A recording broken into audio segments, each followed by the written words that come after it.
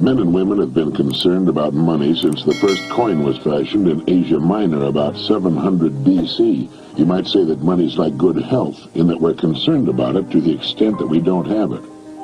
The purpose of this message is to get down to basics, to clear the air surrounding the entire subject of money. To do this, I'm going to have to get absolutely elementary, and while you may already know most of the things I'm going to say, I think it's important that we remind ourselves just exactly what money is, how much of it is enough, and how to earn the amount of money you need to live the way you want to live, now and in the important future years. To begin, let's get rid of the old myth, once and for all, that money is bad or unimportant. It is not bad, and it is important, vitally important. It's just as important as the food and clothes it buys, the shelter it affords, the education it provides, and the doctor's bills it pays. Money is important to any person living in a civilized society. To argue and split hairs to the effect that it's not as important as other things is absurd. Nothing will take the place of money in the area in which money works. That's all there is to it. What is money? Money is the harvest of our production. Money is what we receive for our production and service as persons, and which we can then use to obtain the production and service of others. We can quite often accurately gauge the extent of our production and service by simply counting the amount of money we receive for it. You will still hear people say, money won't bring happiness. The earning and possession of money has brought a lot more happiness than has poverty. Money's a warm home and healthy children. It's birthday presents and a college education. It's a trip abroad and the means to help the older people and the less fortunate. We're not saying that piling up a lot of wealth is important. What we are saying is that money is important because it's the only reward which is completely negotiable and can be used by everyone. Look at it this way. A diamond is more valuable than a lump of coal, yet that's exactly what a diamond was at one time. And just as a lump of coal can be transformed into one of the world's most valuable objects, a human being can vastly increase his own value to the world. Try to remember this formula. The amount of money we receive will always be in direct ratio to the demand for what we do, our ability to do it, and the difficulty of replacing us. A highly skilled human being is worth more money in our economy than a person who is not highly skilled and who can be easily replaced. This is not to say that one person is any better than any other person. Remember that in this message we're only talking about money, nothing else. This is why there are few limitations on a person within his company and industry. His income will be an exact proportion to the demand for what he does, his ability to do what he does, and the difficulty of replacing him.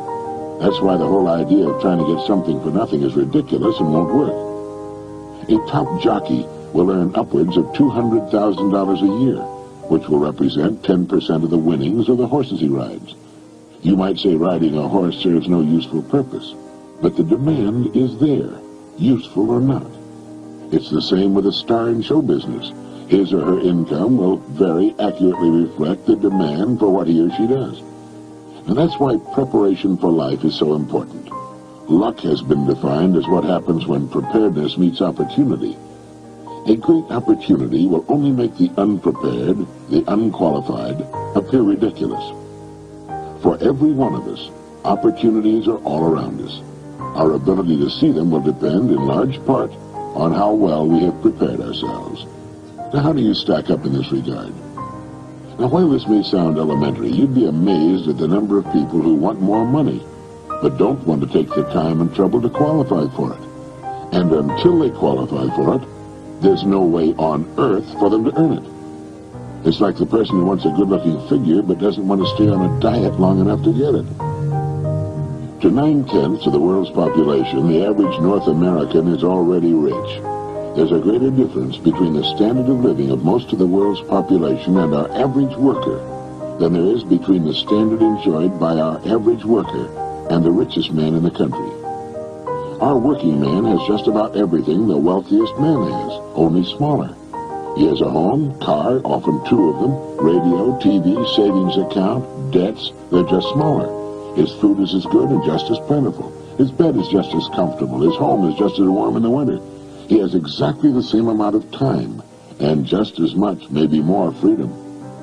His life expectancy at birth is 70 years. For the rest of the world, on the average, it's less than 40. With only a fraction of the world's population, we in the free world have half of the world's total money income. We have more than 2/3 of all the automobiles on Earth. So in talking about money, let's understand that we're already rich as people. Now, how much do you want? How much money do you need to live the way you want to live, to accomplish the goals you have established for yourself? Most people think they want more money than they really do, and settle for a lot less than they could earn if they went about it the right way. The world will pay you exactly what you bargained for, exactly what you earned, but not a penny more. You remember the poem that goes, "I bargained with life for a penny, and life would pay no more"? Well, that's about it. We will receive not what we idly wish for, but what we justly earn. Our rewards will always be in exact proportion to our service. If you don't like your income, you must devise ways and means of increasing your service. And this is an individual thing. No one can do it for you. Although you can get ideas from others, your service must come out of you, your mind, your abilities, and your energy. A strong man cannot make a weak man strong, but a weak man can become strong on his own by following a specific course of action for a sufficient length of time. And a man who's already strong can become a lot stronger. It's the same with this business of money. A man who refuses to do more than he's being paid for will seldom be paid for more than he's doing. You may have heard someone say, "Why should I knock myself out for the money I'm getting?" Now, it's this attitude which, more than anything else, keeps a person at the bottom of the economic pile. He doesn't understand that only as we grow in value as persons will we receive the increased income we seek. If we try to stand still in our work, and millions do, we'll never know the rewards, nor the joy of accomplishment and the personal satisfaction and peace of mind which come only to the person of unusual achievement. There are two distinct steps we must take. First, we must decide how much money we really want. Once this decision is made, the second step is to forget the money and concentrate on improving what we now do until we've grown to the size that will fit and naturally earn the income we seek. Once we're fully qualified for the amount of money we decide to earn, we'll soon find ourselves earning it. And we'll also discover that with our new powers and abilities, it's no more difficult, perhaps even less difficult, than what we're now doing for the money we're now earning. Now ask yourself, how much money am I perfectly willing to earn? Realizing that the amount I earn will be in exact proportion to my skills, the demand for what I do, and the difficulty of replacing me. There are really three amounts of money every person should decide upon. One, the yearly income he wants to earn now or in the near future. Two, the amount of money he wants to have in a savings and or investment account. And three, the amount of money he wants as retirement income, whether he ever retires from active work or not. Now, I'll say that most people make a very serious mistake. They never decide on any one of these three amounts of money. If you will decide on these three amounts, and if you will write them on a card to carry with you or put someplace where you can review it from time to time, you will automatically have placed yourself in the top 5% of the people. You will have a plan for your future, a blueprint for future financial accomplishment. You will know where you're going, and if you're serious about it, you will most certainly get there. You see, the trouble with people is not in achieving their goals. They can do that. It's in not setting goals that people get in trouble. They leave it to chance and find out sooner or later, and to their sorrow, that chance doesn't work, that they've missed the boat. It's estimated that only 5% decide on the money they'll earn, and then grow as persons into the size of the incomes they seek. They thus take their lives, their fortunes, and their futures into their own hands as they should, and accomplish their goals right on schedule all the years of their lives.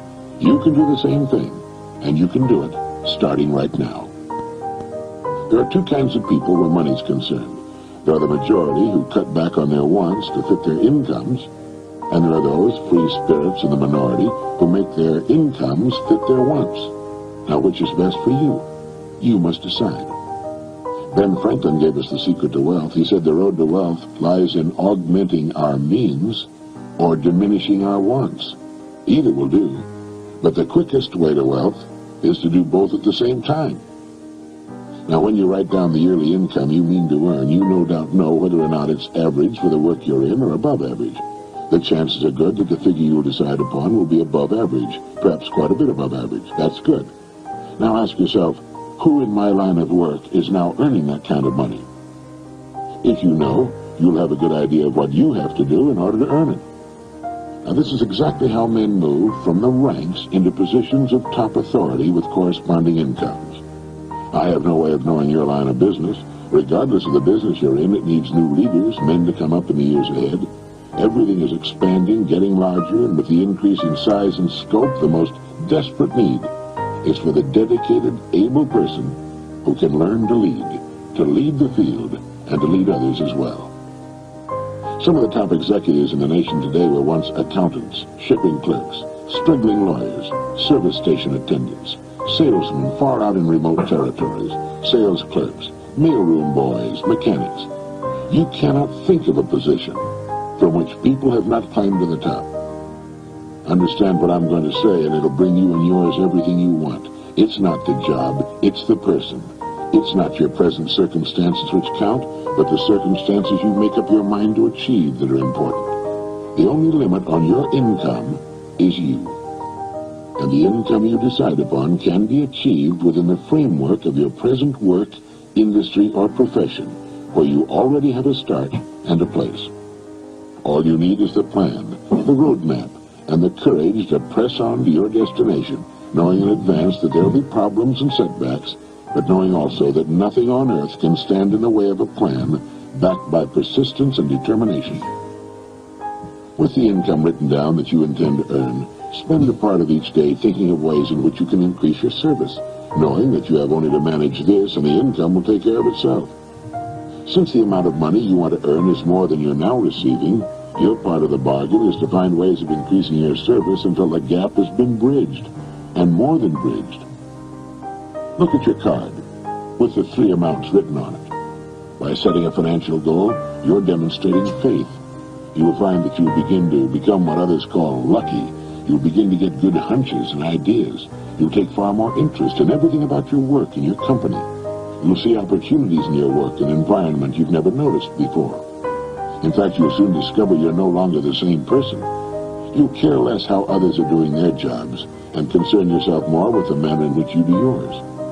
By your example, you'll inspire others to do their jobs better. Have faith in yourself and the quiet, firm inner knowledge that you can and will accomplish your goals. Know that the answers you seek will come to you in their own time if you only keep looking for them. Above all, realize that money cannot be sought directly. Money, like happiness, is an effect. It's the result of a cause, and the cause is valuable service. Keep money in its proper place. It's a servant, nothing more. It's a tool with which we can live better, see more of the world, give our youngsters the education they need and a good start in life. It's the means to a happy, carefree retirement in later years. Money is necessary to modern life, but keep it in its place. You need only so much food to enjoy good health. You need only so much money to live comfortably, securely, and well. Too much emphasis on money reverses the whole picture. You then become the servant, and the money becomes the master. As Horace Latimer put it, it's good to have money and the things money can buy, but it's good, too, to check up once in a while and make sure that you haven't lost the things that money can't buy. Every person should know happiness in his work and home, and prosperity. These things can and should be yours. Now, play this message as often as you can during the next week. Fix your plans firmly in your mind, and relax. Keep cool and calm. Be as serene as you possibly can be. You have nothing to worry about. Right now, you may have no idea at all how the additional income you seek is going to come to you, nor how you're going to save the amount you want in a savings account, or how you can possibly arrange for the retirement income you've decided upon. That isn't important. Remember that the only really important thing is that you know what you want. If you do, you will become, you must become what you think about. Be realistic about your financial goals, for as you reach them, you can then set higher goals. Trying to jump too far too soon can often result in confusion, tenseness, and worry. Take your growth in sensible, logical steps, remembering that the big thing is that you know what you want, and that you realize your rewards will match your service. That is, that you must devise ways and means of actually becoming the person who is worth the amount of money you have established for yourself. A person may be worth more than he's getting for a while, but the two will match up. They have to. In fact, unless a person is worth more than he's now receiving, he cannot move ahead. He's receiving all he's worth. It all gets back to the great law that controls everything in the universe, cause and effect. The cause must precede the effect, or the effect cannot occur. This is why people who try to get something for nothing are only fooling themselves and earning the disillusionment and frustration they must one day reap. You can have what you want. You need only make up your mind.